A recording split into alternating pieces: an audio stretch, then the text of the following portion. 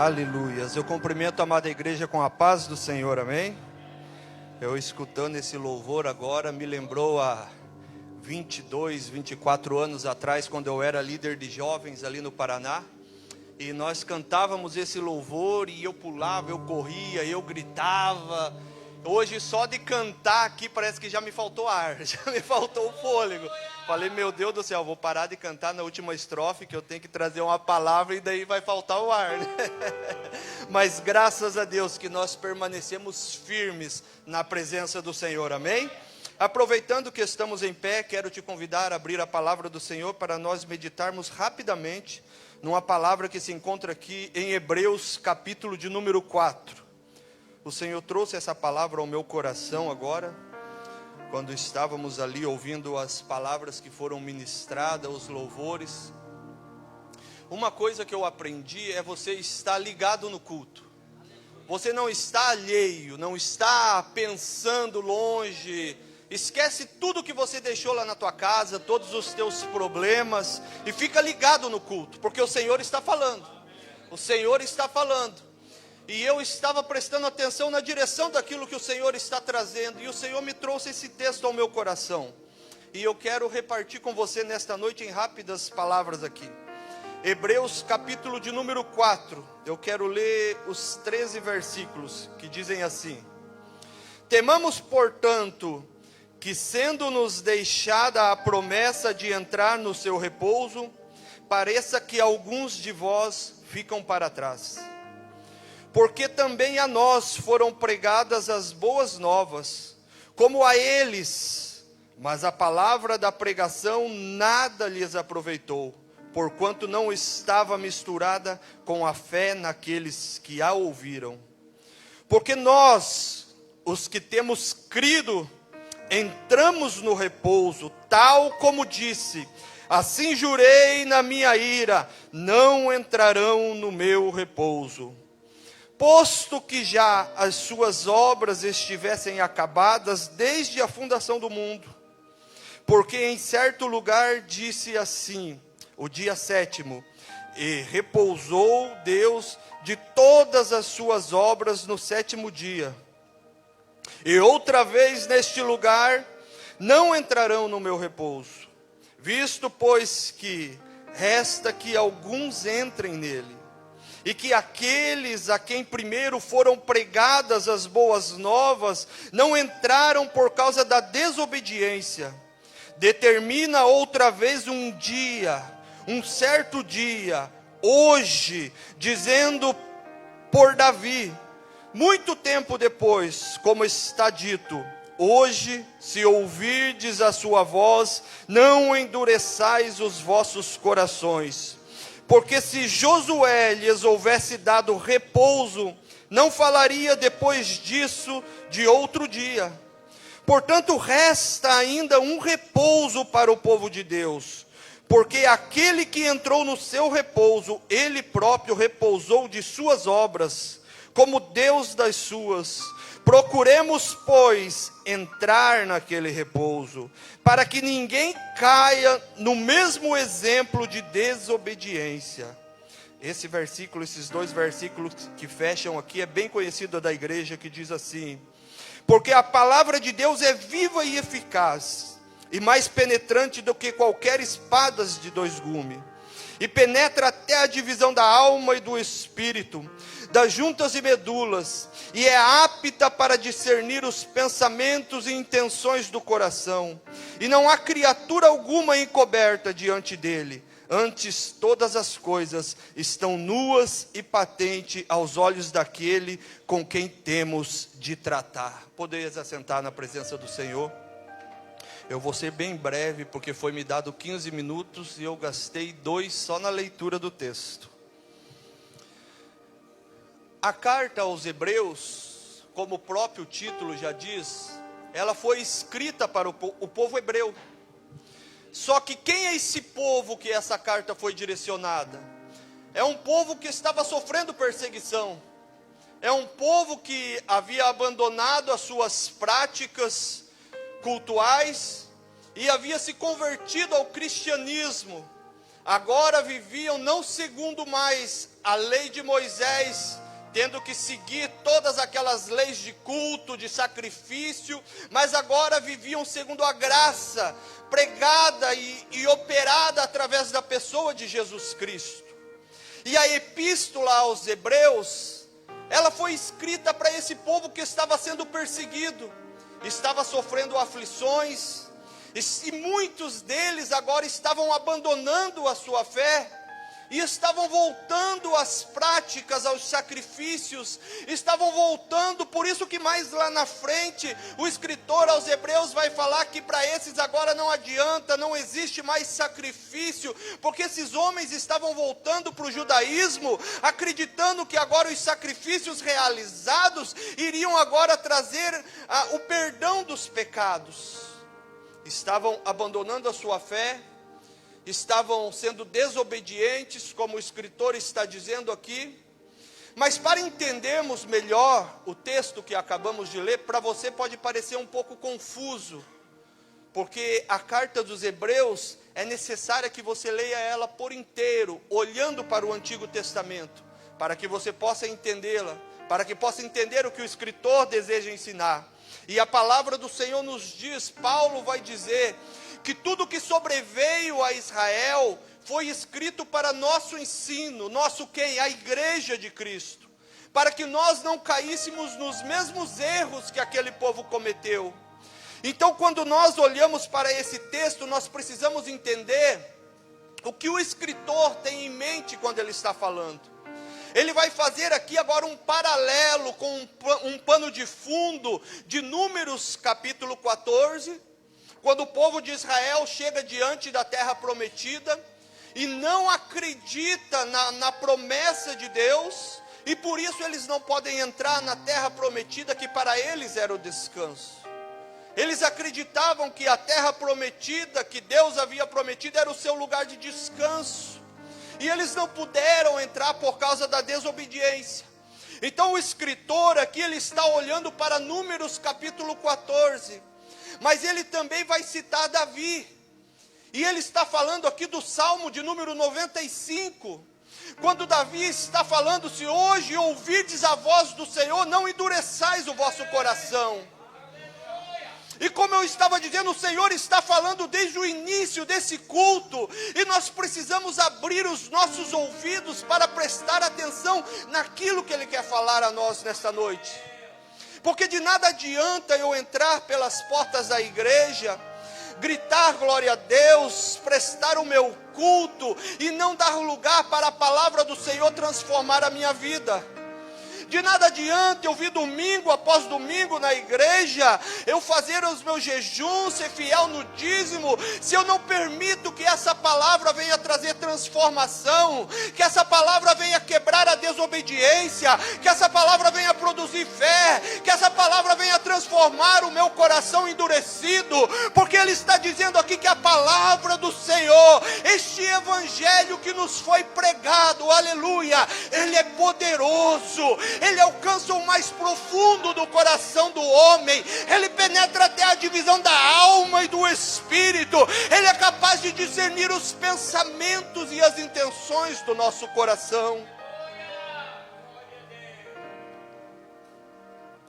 E ele, olhando para esse texto, ele vai alertar este povo, e ele vai dizer que existe um descanso, e ele vai dizer: temamos agora, portanto, que sendo nos deixado essa promessa, aleluia, que promessa é essa? O descanso das nossas obras. Quando foi lido aqui no início aquele texto que fala da viúva de Naim, eu imagino o desespero daquela mulher. Ela agora já havia perdido o seu filho, o texto diz que ela era viúva, e agora havia perdido o seu marido, e agora o seu único filho também havia morrido, e ninguém podia fazer nada. Ela estava com a multidão junto com ela, porém aquela multidão que carregava o caixão, aquela multidão que a consolava, ninguém podia mudar mudar a situação dela, não existia obra que pudesse mudar o momento difícil que aquela mulher estava vivendo, não havia o que um homem qualquer pudesse fazer que trouxesse alento para a dor daquela mulher. Mas a palavra do Senhor nos diz que Jesus vem vindo, e também vem com uma multidão, junto com os seus discípulos, e eu imagino agora aquele momento, aquela multidão em tristeza saindo de dentro daquele lugar, e de repente vem uma outra multidão agora em alegria, festejando, porque ouviram o anúncio do Evangelho, porque viram que Jesus era capaz de operar milagres, porque estavam caminhando não sozinho, não com um morto, não estavam carregando uma pessoa sem vida, mas estavam junto com Jesus, aquele que é vivo, aquele que é poderoso, aquele que se compadece daquele que necessita. E a palavra do Senhor nos diz, e eu acho maravilhoso que o texto vai dizer que Jesus vai a Naim. Mas o que Jesus foi fazer a Naim? A palavra não relata. Eu vejo Jesus marcando alguns encontros na palavra do Senhor. Hoje ainda eu estava estudando em casa, eu queria pregar essa palavra, mas o Senhor não permitiu. Sobre a mulher samaritana, que Jesus diz que, o texto diz que era necessário Jesus passar por Samaria. Mas por quê? Não havia uma necessidade geográfica, mas ele sabia que naquele lugar havia uma mulher frustrada, havia uma mulher sofrida, a qual as pessoas olhavam e desprezavam. Ninguém podia mudar a situação daquela mulher, nem a religião que ela seguia, nem os homens com quem ela se relacionava, nem as pessoas que a cercavam. Mas quando Jesus chega naquele lugar, a palavra do Senhor nos diz que aquele cântaro que ela vinha todos os dias buscar água para tentar matar a sua sede, mas não saciava, não era suficiente. Ela deixa para trás e ela vai correndo até a cidade anunciar as boas novas, porque agora ela havia experimentado da água da vida. Aleluia. E muitas vezes nós estamos igual essa mulher, buscando através das obras, mas o Senhor está nos oferecendo um descanso, dizendo: de nada adianta as tuas obras, vem até mim, entrega o teu coração, entrega a tua vida, deposita a tua fé em mim, porque eu sou o teu descanso. Aleluia. Eu sou aquele que muda a situação, eu sou aquele que ressuscita os mortos. Quando ele encontra aquela viúva com seu filho, a palavra do Senhor nos diz que ele apenas toca no esquife e aquele menino levantou. O Senhor tem vida para aquilo que está morto, o Senhor tem vida para aquilo que já perdeu a esperança. Se você chegou aqui nesta noite, aleluia, quem sabe perdeu toda a tua esperança, já não acredita mais na palavra do Senhor, você está dizendo no íntimo do teu coração: eu já cansei de ouvir essa promessa, eu já cansei de ouvir essa palavra, mas é dia após dia. Eu imagino essa mulher, perdeu o seu marido, foi um sofrimento terrível, agora perde o seu único filho. Eu fico imaginando ela pensando: meu Deus, é desgraça atrás de desgraça. Eu nasci para sofrer, eu nasci para ser desprezada, para ser humilhada. Mas ela não contava que naquele dia Jesus havia marcado um encontro com ela naquele lugar. Ela não contava que naquele dia Jesus já havia se movido de íntima compaixão do sofrimento dela. Bendito é o nome do Senhor, porque a palavra do Senhor nos diz no livro de Hebreus que nós temos um sumo sacerdote, aquele que está no céu e se compadece de nós e dos nossos sofrimentos. E a palavra compadece é uma palavra composta, que se diz com, estar junto, e padecer é sofrer. Não pense que Jesus não sente a tua dor, e isso não tira a glória dele. Isso não tira a glória de Jesus, como hoje tivemos aqui uma linda escola dominical, onde aprendemos sobre a encarnação de Jesus, sobre os seus atributos. Mas eu quero dizer que mesmo Ele estando assentado à destra do Pai, no seu trono de glória, Ele se preocupa com o teu sofrimento, Ele se preocupa com a tua dor, aleluia. Talvez as pessoas que te cercam não estão vendo esta dor, porque ela está dentro de você. Você tem tentado esconder de todos, mas o Senhor é aquele que sonda os corações, o Senhor é aquele que conhece o teu sofrimento, aleluia, e Ele se compadece de você nesta noite. Mas a palavra do Senhor vai nos dizer no texto que lemos, que Ele exorta aqueles homens a não abandonarem a sua fé. Muitos haviam perdido a sua fé e voltado para o judaísmo, mas Ele diz: ei, mas ainda existe uma oportunidade. Não cometam o erro como aqueles do passado, que ouviram essa mensagem, essa boa nova, mas devido à sua desobediência não puderam entrar no descanso, não puderam entrar na terra prometida. Pois se Josué tivesse colocado eles no descanso, não teria muito tempo depois agora Davi falado: ei, se hoje ouvires a voz do Senhor, não endureçais o vosso coração. Mas Ele está aqui estabelecendo um novo tempo, Ele está estabelecendo o dia de hoje, porque Ele está dizendo que o momento é agora, é hoje. Se o Senhor está falando hoje ao teu coração, não endureça o teu coração, aleluia. Abra o teu coração para a palavra do Senhor nesta noite, porque é Ele que pode curar todos os seus traumas, é Ele quem pode curar as suas feridas. E eu acho maravilhoso que Ele vai falar de dois tempos desse descanso. Ali no versículo de número 3, Ele vai falar: porque nós, os que temos crido, entramos nesse repouso. Através da fé que você deposita em Cristo, hoje nós já podemos desfrutar desse descanso. Hoje nós já podemos desfrutar desta graça, dessa firmeza, dessa certeza, que mesmo em meio às aflições, mesmo em meio às dificuldades, nós descansamos no Senhor, aleluia. Não existe tristeza, não existe angústia que venha nos tirar da presença do Senhor.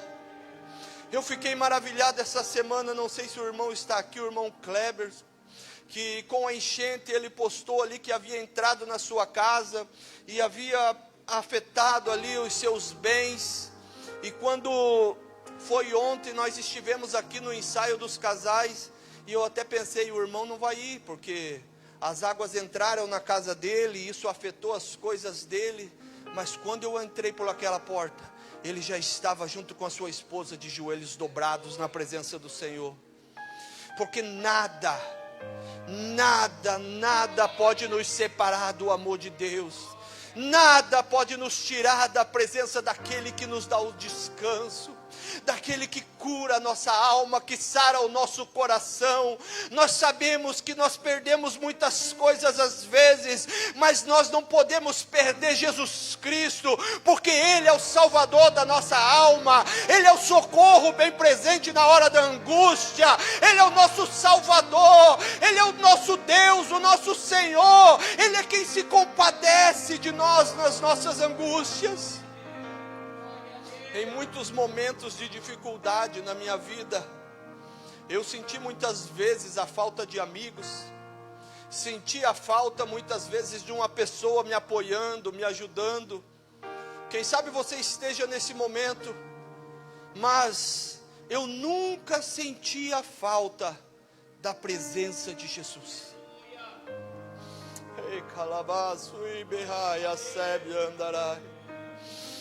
Em muitos momentos tristes da minha vida, quando eu me sentia sozinho, eu dobrava o meu joelho e o Senhor estava ali. Podia me faltar amigos, podia me faltar um abraço, podia me faltar o dinheiro, podia me faltar tudo, mas a presença do Senhor não me faltava, aleluia. Ele sempre esteve ao meu lado, me sustentando. E talvez você esteja aqui nesta noite angustiado, triste, porque as pessoas te abandonaram, dizendo: ninguém está vendo a minha dor, ninguém está sentindo a minha angústia. Mas o Senhor te diz nesta noite: alegra o teu coração, porque eu sondo a tua dor, eu sondo a tua tristeza, eu sou o teu Deus, eu quem cuido de ti, aleluia. Já passei do tempo que me foi dado, mas eu quero nesta noite que você guarde esta palavra no teu coração. O texto ainda vai nos dizer: esforcemo-nos por entrar nesse descanso. Por mais que nós já possamos, através da fé, desfrutar desse descanso, ainda existe um esforço, aleluia. E esse esforço não diz respeito à nossa salvação, não. A nossa salvação é pela graça mediante a fé, como o escritor de Efésios vai dizer. Mas o que é esse esforço? É em buscar a santidade, é em buscar ser transformado, é em buscar ser luz para aqueles que estão caídos, é em buscar como aquela mulher, quando encontrou Jesus na beira daquele poço, que o Senhor revelou toda a sua frustração e curou a sua alma, dizer: não, eu não quero esse Jesus só para mim, não. Lá na minha cidade existem pessoas que estão precisando ouvir essa palavra. Ela foi correndo e a palavra diz que ela trouxe uma multidão com ela. Esse é o papel que nós devemos realizar em meio a este mundo perdido. Existem pessoas lá fora que estão desesperadas, porque já buscaram o seu descanso muitas vezes no trabalho, já buscaram o seu descanso num casamento, num relacionamento, mas acabaram se frustrando. Mas nós devemos anunciar que existe um descanso, aleluia, e o nome dele é Jesus Cristo de Nazaré. É Jesus Cristo de Nazaré. Ele tem descanso para a tua alma, ele tem descanso para o teu sofrimento, ele tem descanso para a tua angústia. Abra o teu coração nesta noite, confia nele e você vai descansar no Senhor. Eu agradeço a oportunidade em nome de Jesus.